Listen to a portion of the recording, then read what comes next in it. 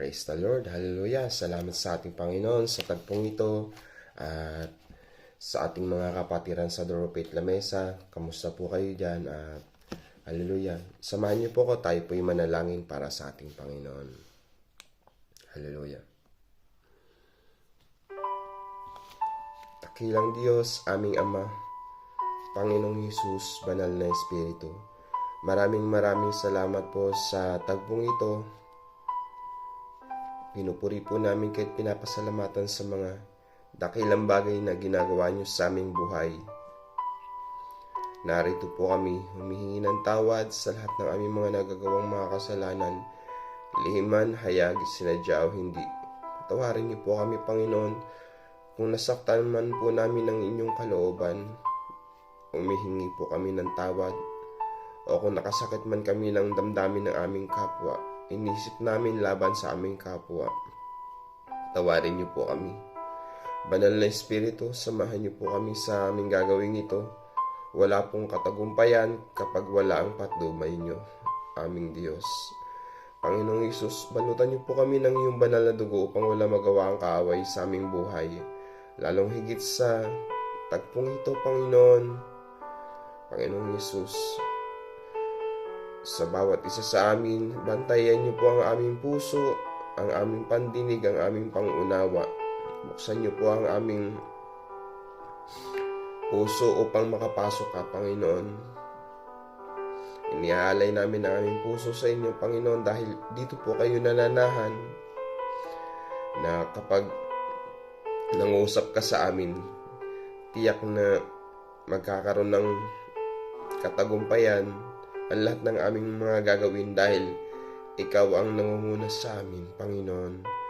Sa aking paghahayag ng iyong mga banal na salita, Panginoon, wala po akong kakayahan o kaalaman sa paghahayag nito, ngunit naniniwala ko at nananampalataya, Banal na Espiritu, na kapag pinangunahan mo ako, magkakaroon ng katagumpayan na kapag ako'y nagsasalita, nais ko, Panginoon, na kayo po ang mapapurihan at mapasalamatan, na maramdaman namin ang inyong presensya, Panginoon, na tunay na kapag kumilos ka sa aming buhay, walang imposible. Maging sa aking mga kapatiran na makikinig ng iyong mga banal na salita, nawa, Lord, tumimo ito sa aming puso at isip na huwag lang namin basta marinig. Nawa ito ay masapamuhay namin. Ngayon, Panginoon, inaangkin na po namin ang katagumpayan sa gawain ito. In Jesus' name, Amen. Hallelujah, praise the Lord, mga kapatid. Tayo po yung mag-aral na ng banal na salita ng ating Panginoon. Magsipagbukas po kayo sa akin sa 1 John 1:5 hanggang 10 na po. Tapusin po natin yung 1 John 1:5 hanggang 10. Hallelujah. Mamuhay ayon sa liwanag. Ang aming narinig sa kanyang anak at ipahayag naman namin sa inyo, ang Diyos ay liwanag at walang anumang kadiliman sa kanya. Kung sinasabi natin tayo'y may pagkakaisa sa kanya, ngunit namumuhay ayon tayo sa kadiliman, nagsisinungaling tayo at hindi namumuhay ayon sa katotohanan. Ngunit kung mamumuhay tayo ayon sa liwanag, gaya ng pananatili niya sa liwanag, tayo'y nagkakaisa at ang lahat ng ating kasalanan ay nililinis ng dugo ni Jesus na kanyang anak. Amen. Kung sinasabi natin tayo'y walang kasalanan, dinadaya natin ang ating sarili at wala sa atin ang katotohanan. Subalit kung ipahayag natin sa Diyos ang ating mga kasalanan, maaasahan nating patatawarin tayo ng Diyos. Amen. Sa mga ito, at lilinisin tayo sa lahat ng ating kasalanan sapagkat siya'y tapat at matuwid. Kung sinasabi nating hindi tayo nagkakasala, ginagawa natin sinungaling ang Diyos at wala sa atin ang kanyang salita. Amen. Purihin ang pagbabasa ng banal na salita nating Panginoon. Amen. Praise the Lord. At napakaganda ng ating pag-aaralan ngayon tungkol sa ating mga kasalanan at kung ano ba ang ating Panginoon, gaano ba kabuti ang ating Panginoon na nais ng ating Panginoon sa tagpong ito na tayo ay magliwanag. Amen. At kung paano tayo nilinis ng ating Panginoon at tinutukoy din dito na hindi kailanman naging sinungaling ang Diyos. Amen. Dahil ang Diyos ay tapat. Siya lang ang perfect, wala nang iba pa. Amen. Ayon po dito, mamuhay ayon sa liwanag.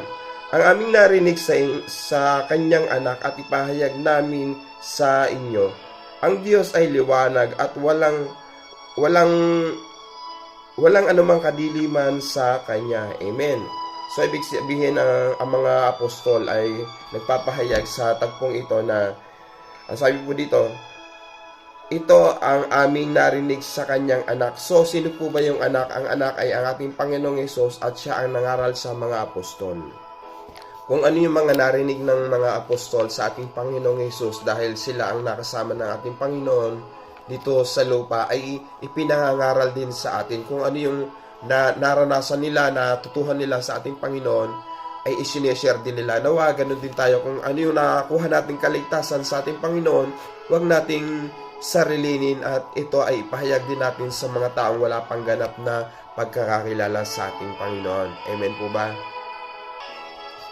At sabi po dito sa verse 6, kung sinasabi natin tayo may pakikiisa sa Kanya, ngunit namumuhay naman tayo sa kadiliman, nagsisinungaling tayo at hindi namumuhay ayon sa katotohanan. So, ibig sabihin kung sinasabi natin Kristiyano tayo, ngunit pagka talikod naman natin sa mga kasamahan nating mga kamanggagawa sa simbahan o nagsisimba tayo linggo-linggo, kala ng iba na napakabanal natin, ngunit pag wala na tayo sa simbahan ay hindi nakalugod-lugod sa ating Panginoong Hesus, ang ating ginagawa ay hindi po yon kalugod-lugod sa ating Panginoon. Tayo po ay nagsisinungaling pag ganon. Tayo po ay huwad na Kristiyano pag ganon ang ating mga karakter. Ito po yung maganda sa verse 7 po. Ngunit kung namumuhay tayo ayon sa liwanag, gaya ng pananatili niya sa liwanag, tayo'y magkakaisa at ang lahat ng ating kasalanan ay nililinis ng dugo ni Jesus na kanyang anak. So, ibig sabihin, ang Panginoong Hesus talaga, ang dugo talaga ng ating Panginoong Hesus ang lumilinis sa ating mga kasalanan. Amen. Kaya mga kapatid, mamuhay po tayo sa liwanag. Yung ating pong pagiging Kristiyano, nawa ay magningning at makita sa ating buhay na hindi lang natin basta sinasabi na tayo Kristiyano, dapat makita sa ating pamumuhay. Amen. Dahil ang naglinis sa atin ay ang ating Panginoong Hesus, ang kanyang dugo. Kaya dapat tayo kung ano yung karakter ng ating Panginoon, ay sumalamin tayo doon na maging ganun din tayo. Amen. Dahil ang totoong Kristiyano ay totoong naglilingkod sa Diyos at totoong may takot sa Diyos na hindi na gumagawa ng hindi kalugod-lugod sa ating Panginoon. Dahil nililinis nga tayo ng dugo ng ating Panginoon o nalinis na tayo ng ating Panginoon mula nung siya ay ipako sa krus, mula nung tumigis ang kanyang dugo sa krus ng Kalbaryo, ay nilinis na tayo. Huwag na natin balikan pa ang ating mga kasalanan. Huwag na natin pang ipakong muli ang ating Panginoon sa krus. Dahil kapag gumagawa ulit tayo ng mga kasalanan, ipinapako natin muli ang ating Panginoon at wala nang tutubos pa sa ating mga ginawang mga kasalanan dahil nagawa na niya, naialay na niya ang kanyang buhay. So, ano pang ipangtutubos sa mga kasalanan nating gagawin pang muli? Kaya wag na nating balkan, wag na nating lingun-lingunin pa ang ating mga kasalanan. Amen. Lumakad tayo ayon sa kalooban ng ating Panginoon. Mga kapatid, dito po sa verse 8, naway tumimo sa ating puso't isip ang bersikulong ito. Hallelujah. Kung sinasabi natin tayo'y walang kasalanan, dinadaya natin ang ating sarili at wala sa atin ang katotohanan. Subalit, kung ipahayag natin sa Diyos ang ating mga kasalanan, maasahan nating patatawarin tayo ng Diyos sa mga ito. Amen. Yun po pala, ayaw po pala ng ating Panginoon na tayo ay magsisinungaling. Amen. Dahil ang pinaka po dito sa talatang ito, sa bersikulong ito, ay yung nagsisinungaling. Amen. Dahil sabi po sa verse 8, kung sinasabi natin tayo'y walang kasalanan, dinadaya natin ng ating sarili at wala sa atin ang katotohanan. So, ibig sabihin, lahat po tayo ay makasalanan. At ang magpapalinis lang talaga sa atin ay ang ating Panginoong Hesus at ang kanyang mga salita. Amen. Kaya't mga kapatid, maging totoong Kristiyano na tayo upang mas marami pang kaluluwa ang maakay natin. Dahil ang mga taong inaakay natin, tumitingin yan sa ating karakter at tumitingin yan kung ano ba yung ating ginagawa, kung bakit ba tayo palaging pumupunta sa simbahan. So, paano tayo makakapag-akay ng mga kaluluwa kung ang ating pamumuhay ay hindi kalugod-lugod sa ating Panginoon? Mahihirapan talaga tayong mag-share ng Word of God dahil sa ating buhay pa lamang ay hindi na makita ng mga tao ang kabutihan ng Diyos na totoo tayong binago ng Diyos, na parang dinadaya nga lang natin ng ating sarili. Amen. Amen. Praise the Lord. At sabi nga po dito sa verse 9, subalit kung ipahayag natin sa Diyos ang ating mga kasalanan, maasahan nating patatawarin tayo ng Diyos sa mga ito. Amen. Yan po pala, kailangan po nating sabihin sa ating Panginoon na tayo ay makasalanan. Aaminin natin na tayo ay makasalanan. Ang nais lang naman ng ating Panginoon na kapag tayo nagkasala, humingi tayo ng tawad sa Kanya, na yung totoong pagsisisi. Yung totoong pagsisisi, dahil kita ng ating Panginoong Hesus na hindi pa tayo nagsasalita, kita ng ating Panginoong Hesus ang laman ng ating puso kung tayo ba talaga ay nagsisisi sa ating mga kasalanan. Amen. Mabuti ang Diyos at tapat. Kaya kitang-kita niya, alam na alam niya, kilala niya ang kanyang mga anak, kilala niya ang kanyang mga nilikha. Amen. At dito po sa verse 10, mga kapatid, ito po ang ating wag na wag nating gagawin dahil kasuklam-suklam to sa ating Panginoon. Amen. Kung sinasabi natin, hindi tayo nagkakasala, ginagawa nating sinungaling ang Diyos at wala sa atin ang kanyang salita. Amen. Kaya't wag po nating sasabihin na hindi tayo nagkakasala, dahil yung mag-isip ka nga lang ng laban sa inyong kapwa, kahit hindi ka nagsasalita, ay nagkakasala ka. Kaya't palagi tayong magpalinis sa ating Panginoon, na palagi tayong humingi ng tawad sa Kanya sa bawat segundo ng ating buhay.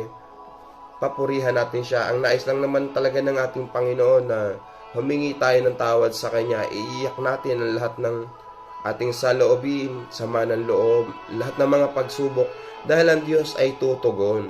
Ang nais lang ng ating Panginoon ay lumapit tayo sa Kanya at humingi ng tawad. Sabi nga po sa Marcos 11:24 na kapag tayo mananalangin, patawarin muna natin ang mga nagkasala sa atin, upang ang ating mga kasalanan ay patawarin din ng ating Ama na nasa langit. Nang sa gayon, maririnig ng Panginoon ang ating mga dasal. Dahil kasi sa ating mga kasalanan at sa ating mga pagsisinungaling, hindi makapasok ang mga blessing. Kahit na ibinigay na ito ng ating Panginoon, nahaharangan ito ng mga kasalanan, kaya hindi natin agad matanggap. So, ang nais ng ating Panginoon ay humingi tayo ng tawad sa Kanya upang makakilos ang ating Panginoon sa ating buhay. Amen. Maraming salamat sa ating Panginoon sa napakagandang katuruan na ito at pagpapaalala na huwag tayong magsisinungaling at huwag tayong gagawa ng hindi kalugod-lugod sa Kanya. Maging buhay tayong patotoo na totoong Kristiyano, hindi mapagkunwaring Kristiyano, dahil ang nais ng Diyos ay totoong Kristiyano. Amen. Mga kapatid, tayo po'y manalangin. Hallelujah, Jesus, Father God, Holy Spirit, Panginoong Jesus, maraming salamat po sa napakagandang katuruan na ipinahayag mo sa amin ngayon, Panginoon, na kung paano po kami mamumuhay ng isang totoong Kristiyano, Panginoon. Hallelujah. Na mamuhay kami ayon sa liwanag, ayon sa kabutihan mo. Tulungan niyo po kami, Panginoon, na huwag malihis ng landas sa mundong ito. Tunay na ang mundong ito ay pasama na ng pasama, Panginoon, na maliligaw po talaga kami, Panginoon, kapag wala ang pagsama mo. Kaya ni isang segundo ng aming buhay, Panginoon, huwag niyo po kaming iiwan, pababayaan, Panginoon. Palagi niyo po kaming uhawi ng iyong mga banal na salita upang makakilos ka sa aming buhay, na hanapin palagi namin ang inyong presensya, Panginoon. Uhawi niyo kami, Panginoon, sa iyong mga salita. Lord, dadalangin ko po, Panginoon, ang bawat isa sa amin, sa lahat ng mga na nakatutok palagi sa daily devotion na ito, na nagiging kalakasan ng bawat isa sa amin, Panginoon. Dinadalangin ko po, Lord, ang lahat ng mga namumuno sa Duro Faith, Panginoon, maging sa pinakabagong miyembro, Panginoon, lalong higit sa aming Duro Faith La Mesa Church, Panginoon, sa kay Pastora Christy, sa kanyang buong pamilya, ano man ang mga pagsubok na dumarating sa kanila, Panginoon, naniniwala ako at nananampalataya na ito ay kaya-kanyang paglampasan, dahil ang pinangahawakan niya palagi ay ang iyong mga salita. Maging kay Elder Wilma, Panginoon, gayon din ang aming dalangin, ang dalangin ng kanyang puso, naniniwala kami at nananampalataya ito ay iyong tutugunin sa tamang panahon, Panginoon, dahil inihahanda mo po ang lahat ng para sa kanya, maging sa kanyang buong pamilya, maging sa mga senior citizens, Panginoon, ng mga nakakaranas ng mga sakit, karamdaman, pag-aalala, panghihina, sa physical at spiritual, Panginoon, maging sa lahat ng aspeto ng kanilang mga pangangailangan, naniniwala kami at nananampalataya na ito ay iyong provide, Panginoon, maging sa mga kabataan at sa mga bata, Panginoon, na patuloy na naglilingkod sa inyo, Panginoon, sa Duro Faith La Mesa, Panginoon. Naniniwala kami at nananampalataya, Panginoon, na Marcos 11:24, alaman ang dalangin ng kanilang mga puso, ay yun ay tinugon na, Panginoon. Kung sila man po ay dumaranas din ng mga karamdaman at mga panghihina, ito ay iyong pupunan, Panginoon, ng kanilang mga pangailangan, Panginoon. Wala kaming ibang aasahan, Panginoon, kundi ikaw lamang. Panginoong Hesus, maraming salamat po sa pangungusap mo sa aming mga puso, Panginoon, na kabutihan mo sa aming buhay, Panginoon. Uhawin niyo po kami ng iyong presensya.